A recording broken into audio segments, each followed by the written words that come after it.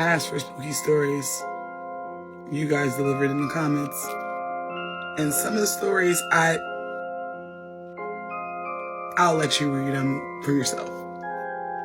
Mama Bear 1845. I do in-home hospice.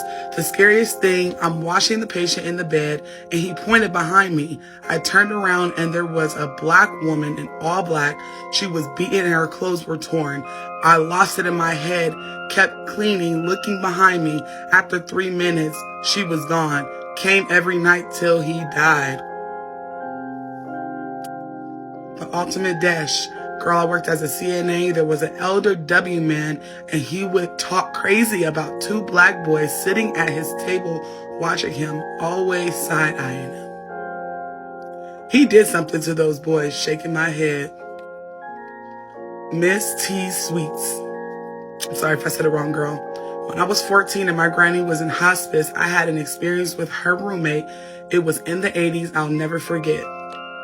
My granny shared a room with an old white woman, and my granny kept saying, I need them to get me out of this room with her.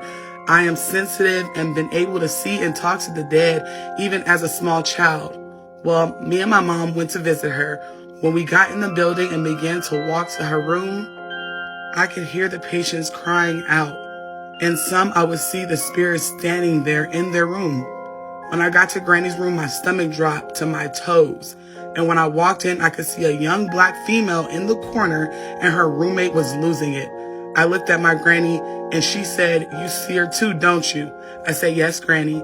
My granny asked me, how did she look? And I told her, she said, yes. That lady heard my voice and came from her side and kept saying, tell her, I am sorry. Screaming, tell her, I know you can see her. When I looked up to see where the spirit was, she looked pregnant and had a rope around her neck. It freaked me out.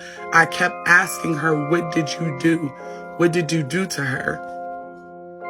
I ran out of that room so fast and began to cry. I'll never forget that. Granny was stuck in a room with her for a week, and Granny said that the spirit was wearing her out. Look at them spiritual reparations, baby. That lady was evil and told what she did to that poor girl in her sleep. My granny said she didn't feel sorry for her at all. 2 days later, she died. Her last name was Applewhite. I'll never forget it. Bye for part 2.